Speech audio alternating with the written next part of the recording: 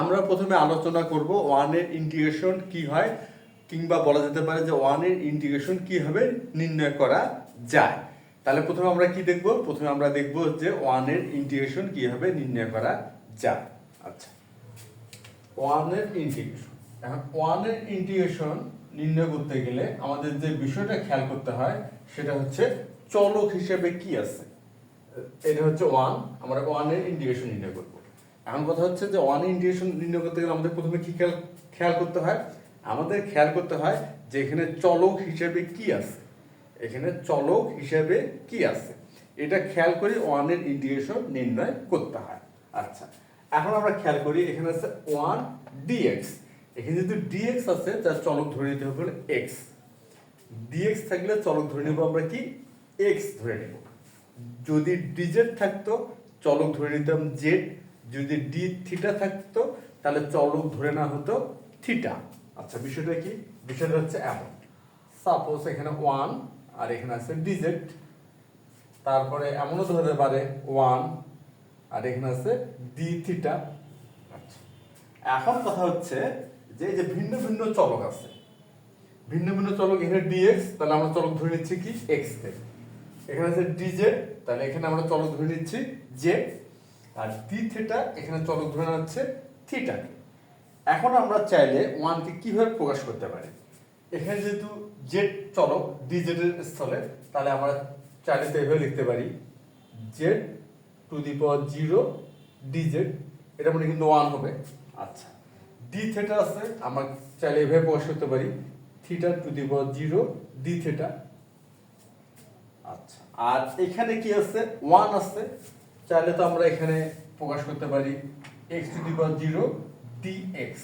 তাহলে বিষয়টা আমরা কিভাবে কি খেয়াল করলাম, মানে কি খেয়াল করে এই যেটা লিখলাম z to the power 0 theta to the power 0 আর এখানে হলো এক্স টু দি পাওয়ার 0। এখানে আমরা এটা খেয়াল করে লিখলাম যে এখানে আসলে চলক হিসেবে কি আছে, ডিজেড তাহলে হলো জেড, ডি থিটা তাহলে হলো থিটা, আর এখানে হচ্ছে ডিএক্স তাহলে হচ্ছে এক্স। এখন আমরা জানি বা দেখব যে x to the power n এর ইন্টিগ্রেশন কি হয়, যে x to the power n এর ইন্টিগ্রেশন কি হয়। আচ্ছা, এটা হয় হচ্ছে x to the power n plus 1 divided by n plus 1 plus c। এটা হচ্ছে x to the power n এর ইন্টিগ্রেশন। এখন আমরা এই যে তিনটি ক্ষেত্রে আছে, এই যে dx dz dθ, এই তিনটির ক্ষেত্রে আমরা কিন্তু অনায়াসে x to the power n এর ইন্টিগ্রেশনের ধারণাটা এখানে ব্যবহার করতে পারি। আচ্ছা, এখানে x to the power n অর্থাৎ x এর পাওয়ার n, আর আমরা এখানে ক্ষেত্রে dz এর স্থলে dz এর ক্ষেত্রে আর কি z এর পাওয়ার হচ্ছে 0, আর এখানে থিটা ক্ষেত্রে বা d থিটার ক্ষেত্রে এই যে থিটার পাওয়ার 0, অর্থাৎ এখানে এই যে n আছে, এখানে আছে হচ্ছে 0।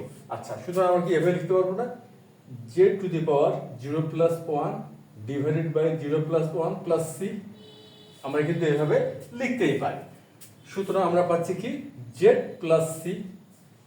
আচ্ছা, আর থিটা টু দি পাওয়ার 0 ক্ষেত্রে theta to the power 0 plus 1 divided by 0 plus 1 plus c equal হচ্ছে থিটা প্লাস c। এখন এখান থেকে কিন্তু আমরা একটা সিদ্ধান্ত নিতেই পারি যে dz থাকলে 1 ইন্টিগ্রেশন হচ্ছে z plus c, d theta থাকলে 1 ইন্টিগ্রেশন হবে হলো থিটা প্লাস c, আর dx থাকলে 1 ইন্টিগ্রেশন কি হবে তাহলে x প্লাস c। আমরা এই যে ধারণাটি, এই ধারণাটি আমরা এখানে ব্যবহার না করি আমরা সরাসরি কিন্তু এখন লিখতে পারবো চাইলে যে x প্লাস c, এবং আমরা ঠিক তাই করব। আমরা এভাবে ব্যাখ্যাটা না দেখালেও চলবে আমাদের, আমরা কিন্তু সরাসরি লিখে দিতে পারবো কি x প্লাস c। তাহলে বিষয়টা আমাদের কি দাঁড়ালো? বিষয়টা দাঁড়ালো এমন, ওয়ানের ইন্টিগ্রেশন করতে গেলে আমরা প্রথমে খেয়াল করবো হচ্ছে চলক কি আছে, আর এটা খেয়াল করার পর আমরা সরাসরি এই চলকটা ব্যবহার করে ইন্টিগ্রেশনটা নির্ণয় করে ফেলতে পারবো। খেয়াল করি dx তাহলে x প্লাস c হলো, dz তাহলে 1 এর হলো z plus c, d theta তাহলে থিটা প্লাস c। এখন যদি এমন হতো যে 1 এর ইন্টিগ্রেশন করব হচ্ছে dp, এখানে কি আছে dp আছে, তাহলে চলক হলো p, সুতরাং এই ক্ষেত্রে হবে p প্লাস c। আমরা যদি এই বিষয়টা খেয়াল করি তাহলে যথেষ্ট একটা সহজ বা সরল একটা ধারণা, কিন্তু যদি আমরা এই বিষয়টি খুব ভালো করে খেয়াল করি যে আমরা দেখলাম dx লিখে দিলাম z প্লাস c, এটা কিন্তু করা যাবে না। dx তাহলে x প্লাস c, dp তাহলে p প্লাস c, dz তাহলে হচ্ছে z প্লাস c, আর হলো d থিটা তাহলে হচ্ছে থিটা প্লাস c। এই বিষয়টা খেয়াল করতে হবে। এই বিষয়টা খেয়াল করলে ওয়ান এর ইন্টিগ্রেশন নির্ণয় করা খুব একটা জটিল কোনো ব্যাপার নয়। আচ্ছা, এরপর আমরা আরেকটি ফরম্যাট দেখব। এটা দেখব হচ্ছে এমন একটা যদি ফাংশন হয় এবং ফাংশনটার ফরম্যাট যদি এমন হয় যে 1/x² মাইনাস a স্কয়ার, এটা আমাদের একটা ফাংশন। এই ফাংশনটার ইন্টিগ্রেশন কি হবে, বা এই ফরম্যাট বিশিষ্ট ফাংশনের ইন্টিগ্রেশন কি হবে, এই ফরম্যাট বিশিষ্ট। আচ্ছা, আর এই ফরম্যাট বিশিষ্ট ফাংশনের ইন্টিগ্রেশন হয় 1/2a ln x minus a divided by x plus a plus c। তাহলে 1/x² মাইনাস a স্কয়ার, এই ফরম্যাট বিশিষ্ট ফাংশনের ইন্টিগ্রেশন হয় 1/2a ln x minus a divided by x plus a plus c। আর এখানে কিন্তু আমরা আমাদের এই বিষয়টা খেয়াল রাখতে হবে যে a মানে এখানে আমরা বুঝবো হচ্ছে ধ্রুবক। মানে আমরা কি বুঝবো? ধ্রুবক, অর্থাৎ যে কোনো ধ্রুবক, এর মান যে কোনো ধ্রুবকই হতে পারে। আচ্ছা, এই হচ্ছে এই ফরম্যাট বা এই ধরনের ফরম্যাট বিশিষ্ট ফাংশনের ইন্টিগ্রেশন করার ধারণা বা পদ্ধতি। আচ্ছা, এখানে আমরা লিখে রাখি পরবর্তীতে ব্যবহার করার সুবিধার্থে যে 1/x² minus a square dx equal হচ্ছে বা এটা ইন্টিগ্রেশন হচ্ছে 1/2a ln x minus a divided by x plus a হচ্ছে প্লাস c। এই ফরম্যাট বা এই ধরনের ফরম্যাট হিসেবে ফাংশনে ইন্টিগ্রেশন করার নিয়ম বা পদ্ধতি। এখন আমরা যে কাজটি করব, এই যে দুটি যে ধারণা আমরা পেলাম বা আলোচনা করা হলো, এই ধারণাগুলো ব্যবহার করে প্রতিস্থাপন পদ্ধতির সাহায্যে আমরা আজকে একটা ফাংশনের যৌগীকরণ অর্থাৎ ইন্টিগ্রেশন নির্ণয় করব। এখন দেখি আমাদের ফাংশনটি কি ধরনের। এখানে ফাংশনটি দেওয়া আছে এমন যে √x plus c divided by x plus 2। এই ফরম্যাট বিশিষ্ট ফাংশনে আমরা কি করব? ইন্টিগ্রেশন নির্ণয় করব। এখন আমরা সমাধানটা শুরু করতে পারি। সমাধান প্রথমে আমরা কি করব?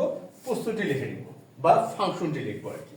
ইন্টিগ্রেশনের সাইন দিলাম, তারপরে কি আছে √x plus 3 divided by x plus 2, আর এখানে আছে কি dx। আচ্ছা, আমরা কি করলাম? ফাংশনটি লিখে নিলাম। এখন আমরা এটা ইন্টিগ্রেশন করব, আর আমরা এক্ষেত্রে ব্যবহার করব হচ্ছে প্রতিস্থাপন পদ্ধতি। এখন কথা হচ্ছে আমরা কি প্রতিস্থাপন করব? আমরা যেটা করব যে x প্লাস 3 কে প্রতিস্থাপন করব। আচ্ছা, তাহলে আমরা এখন শুরু করতে পারি। মনে করি x প্লাস 3 সমান সমান হলো z স্কয়ার। আমরা কি মনে করলাম? যে x প্লাস 3 সমান সমান হচ্ছে z স্কয়ার। এখন কথা হচ্ছে এখানে আমাদের চলক হিসেবে কি আছে? x আছে, আর আমরা চলক নিয়ে আসলাম হলো z। আমরা অর্থাৎ এখানে আমরা চলক পরিবর্তন করলাম। যেহেতু আমরা এই ক্ষেত্রে চলক পরিবর্তন করলাম, সুতরাং আমাদের যে বিষয়টা খেয়াল রাখতে হবে যে এই যে dx এটাও কিন্তু পরিবর্তিত হবে বা প্রতিস্থাপিত হবে। এখানে x প্লাস 3 কে যদি আমরা z স্কয়ার দ্বারা প্রতিস্থাপিত করি, সেই ক্ষেত্রে dx কি দ্বারা প্রতিস্থাপিত হবে এটা কিন্তু আমাদের এখন জানতে হবে বা নির্ণয় করতে হবে। কিন্তু আমরা নির্ণয় কিভাবে করব? আমরা নির্ণয় করব যে উভয় পক্ষে করব ডিফারেন্সিয়েশন। উভয় পক্ষকে ডিফারেন্সিয়েশন করার মাধ্যমে আমরা এই ধারণাটি দাঁড় করাবো যে dx কি দ্বারা প্রতিস্থাপিত হবে। আচ্ছা, তাহলে আমরা উভয় পক্ষকে করব ডিফারেন্সিয়েশন। তাহলে differentiation ddx x plus 3 equal হচ্ছে ddx z স্কয়ার। এখন আমরা জানি x এর ডিফারেন্সিয়েশন হয় 1, আর 3 হচ্ছে ধ্রুবক, আর যে কোনো ধ্রুবকের ডিফারেন্সিয়েশন হয় 0। সুতরাং এখানে আমাদের পাচ্ছি আমরা 1 ইকুয়াল। আচ্ছা, কিন্তু এখানে কিন্তু একটা সমস্যা দেখা গেল, z স্কয়ার আছে, এখানে আছে dx আছে হলো z স্কয়ার। dx আমরা বুঝি হলো x চলক, কিন্তু এখানে আছে z, তাহলে চলকের ভিন্নতা আছে। অর্থাৎ এক্ষেত্রে আমরা সরাসরি এটা ডিফারেন্সিয়েশন করতে পারতেছি না। কিন্তু এখন কি করব, আমরা এখানে ডিজেড নিয়ে আসবো। ডিজেড নিয়ে আসলে জেড স্কোয়ারে আমরা ডিফারেন্সিয়েশন করতে পারবো। আর মানে কিন্তু হ্যাঁ, আমরা ডিফারেন্সিয়েশন করতে পারবো, এটা ঠিক আছে, ডিজেড নিয়ে আসলে, কিন্তু মানে কিন্তু পরিবর্তন হবে। এখন মানের পরিবর্তন যাতে না হয় এই জন্য আমরা যে কাজটি করব, খেয়াল করি, ডি ডিএক্স, এটা যদি আমরা এইভাবে লিখি, ডি ডিজেড, আচ্ছা, ডিজেড ডিভাইডেড বাই ডিএক্স। খেয়াল করি, ডিজেড ডিজেড 1 হয়ে গেল, ডি ডিএক্স। অর্থাৎ আমরা এই ধারণাটি এইভাবে কিন্তু প্রকাশ করতেই পারি। তাতে কি হবে, তাতে আমরা অনায়াসে জেড স্কোয়ারের ডিফারেন্সিয়েশন করতে পারবো, আবার মানের বা ফরম্যাটের কোনো পরিবর্তনই কিন্তু হলো না। মানের পরিবর্তন হলো না, কিন্তু আমাদের ডিফারেন্সিয়েশনের কাজটা হয়ে গেল। অর্থাৎ এই ক্ষেত্রে আমরা এই কাজটি করি, ডি ডিজেড, এখানে হচ্ছে জেড স্কোয়ার, আর এখানে লিখবো হচ্ছে ডিজেড ডিভাইডেড ডিএক্স।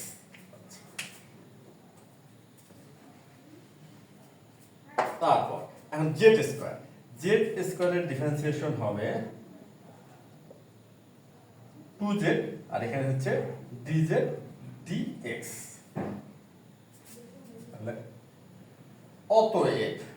অতএব কি হবে, এই যে dx 1 আর dx আমরা গুণ করে দিচ্ছি, আর গুণন বলি আমরা এটাকে, dx সমান হচ্ছে 2z dz।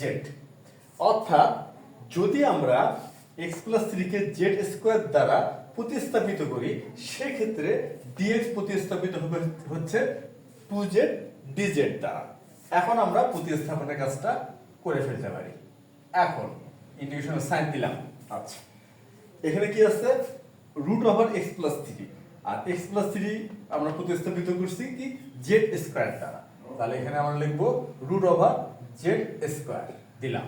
আচ্ছা, dx, এখানে কি dx ছিল, আর ডিভাইডেড বাই এর কাজটা আগে করি। এখানে কি আছে x প্লাস 2, এখন আমরা x প্লাস 3 কে প্রতিস্থাপিত করলাম জেড স্কোয়ার দ্বারা। তাহলে x প্লাস 2 এর স্থলে কি লেখা যাবে, এই যে আমাদের হরে আছে x প্লাস 2, খেয়াল করি x প্লাস 2, এখানে x প্লাস 2 যদি নিয়ে আসি, তাহলে আমরা কি লিখতে পারবো, x প্লাস 3 মাইনাস 1 ইকুয়াল হচ্ছে জেড স্কোয়ার মাইনাস 1। আমরা উভয় পক্ষকে মাইনাস 1 করতেই পারি। সুতরাং এখানে পেলাম হলো x প্লাস 2, এখানে পেলাম হচ্ছে জেড স্কোয়ার মাইনাস 1। তাহলে x প্লাস 2 এর স্থলে আমরা লিখতে পারবো কি জেড স্কোয়ার মাইনাস 1, এখানে লিখলাম জেড স্কোয়ার মাইনাস 1 হয়ে গেল। আচ্ছা, তারপর dx আছে, আর dx প্রতিস্থাপিত হচ্ছে কি দ্বারা, 2z dz দ্বারা। তা সুতরাং এখানে আমরা লিখি 2z dz। আমাদের কিন্তু প্রতিস্থাপনের কাজটা হয়ে গেল।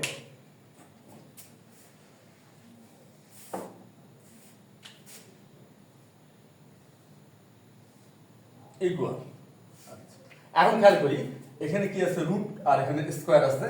সুতরাং এখানে আমরা পাবো হচ্ছে এই যে z into 2z into dz divided by হচ্ছে জেড স্কোয়ার মাইনাস 1। 2 হচ্ছে ধ্রুবক, এটা এই জন্য আমরা কি করবো, ইন্টিগ্রেশনের সাইনটা বাম পাশে নিয়ে আসি। তাহলে 2 ইন্টিগ্রেশনের সাইন দিলাম, আর এখানে হলো জেড স্কোয়ার, আর এখানে dz divided by z square minus 1। মোটামুটি কিন্তু একটা ফরম্যাট আমাদের চলে আসছে, মোটামুটি একটা সরল ফরম্যাট। কিন্তু এরপরে আমরা এখান থেকে সরাসরি ইন্টিগ্রেশন করতে পারতেছি না। এই জন্য আমরা কি করব, এই জন্য যে কাজটি আমরা করব সেটা হচ্ছে আরো একটা ফরম্যাট আনার চেষ্টা করব। আর সেটা কি, খেয়াল করি, আমাদের হরে কি আছে, জেড স্কোয়ার মাইনাস 1। আমরা তাহলে লবে জেড স্কোয়ার মাইনাস 1 যদি লিখতেই পারি, কিন্তু মানে পরিবর্তন হলো কেন, এখানে আছে জেড স্কোয়ার, লিখলাম জেড স্কোয়ার মাইনাস 1। শুধু এখানে যদি প্লাস 1 দেই, সেই ক্ষেত্রে কিন্তু মানের পরিবর্তন হচ্ছে না। এই যে মাইনাস 1 প্লাস 1 0 হয়ে গেল। অর্থাৎ মানের পরিবর্তন হলো না, কিন্তু একটা ফরম্যাটও চলে আসবে আশা করা যায়। আর এখানে হরে তো যা আছে জেড স্কোয়ার মাইনাস 1, আর এখানে ডিজেড। এখন আমরা যে কাজটি করব, এই যে লবের এই অংশটুকু যদি আমরা আলাদাভাবে দেখি, জেড স্কোয়ার মাইনাস 1 আর প্লাস 1, এটাকে আমরা একটু আলাদাভাবে লিখবো। কিভাবে দেখি, 2 ইন্টিগ্রেশনের সাইন দিলাম, ফার্স্ট ব্র্যাকেট ব্যবহার করলাম, তারপর z square minus one divided by z square minus one plus one by z square minus one আর এখানে ডিজেড। আচ্ছা, আমরা এটা করলাম হলো ইন্টিগ্রেশন করার সুবিধার্থে, কিন্তু একটা বিষয় আমরা খেয়াল করি যে মানের পরিবর্তন হবে না, এটা কিন্তু আমাদের খেয়াল রাখতে হবে যে আমরা ইন্টিগ্রেশন করার সুবিধার্থে একটা ফরম্যাট আনার চেষ্টা করলাম কিন্তু মানের পরিবর্তন হয়ে গেল, এটা যেন না হয় খেয়াল করি। মানে কি পরিবর্তন হচ্ছে? আচ্ছা, আমরা যদি এই যে হর দুটি লসাগু করি অর্থাৎ ভগ্নাংশ যোগের ধারণা ব্যবহার করি, তাহলে কিন্তু আমরা অনায়াসে বলতে পারি বা দেখতে পাবো যে এই যে এই স্টেপটা, এই আমরা স্টেপে ফেরত আসবো, অর্থাৎ এই ধাপটাই আমরা এখানে পাবো যদি আমরা ভগ্নাংশের যোগের ধারণা ব্যবহার করি। অর্থাৎ আমরা ইন্টিগ্রেশন করার উপযোগী একটা ফরম্যাট নিয়ে আসছি ঠিকই, কিন্তু এখানে আমরা অবশ্যই এই বিষয়টাও খেয়াল করলাম যে মানের পরিবর্তন হয়নি, তাহলে আমরা পরবর্তী ধাপে যেতেই পারি। আচ্ছা, এটা তো 2 গুণ আকারে আছে, আচ্ছা থাক ধ্রুবক। আর এখানে কি আছে? Z square minus one divided by z square minus one, এটা ভাগ করলে কত হয়? ভাগ করলে হবে 1।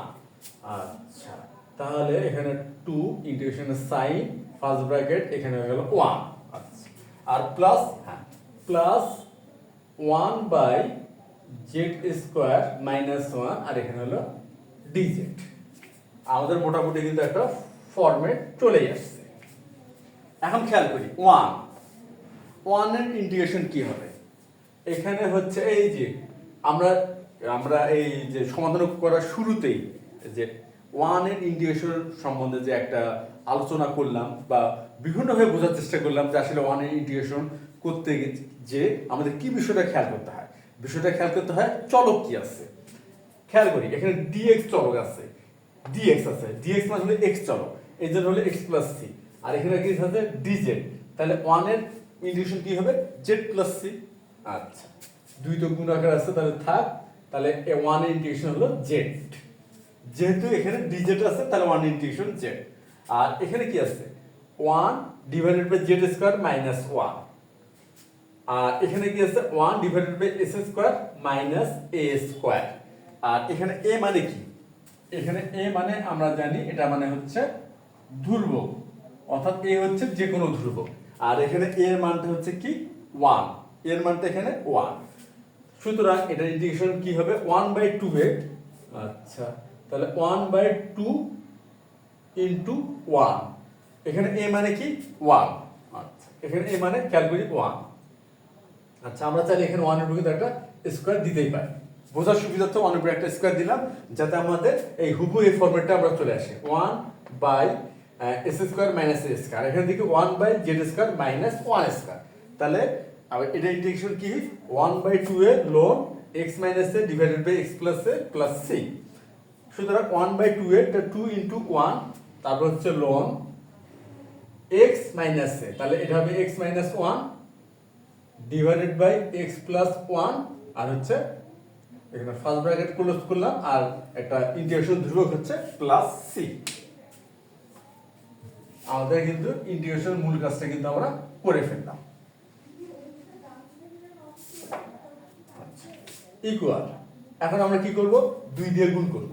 তাহলে আমরা এখানে পাচ্ছি 2z প্লাস হচ্ছে 2 ইনটু 1/2 ln, সরি এখানে x লেখা হয়েছে, এখানে আসলে z হবে, এখানে হবে হচ্ছে z।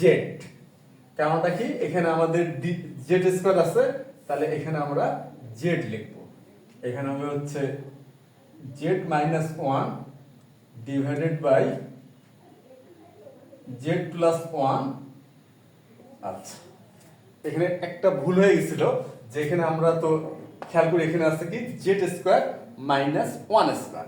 সুতরাং এখানে চলক হচ্ছে z, এই জন্য এখানে x হবে না, কারণ আমরা ফরম্যাটটা লিখছিলাম হলো x দিয়ে, x চলক দিয়ে, এই জন্য এখানে ছিল x স্কয়ার বা sorry x square minus a square, এই জন্য আমাদের ওখানে ছিল x minus a divided by x plus a।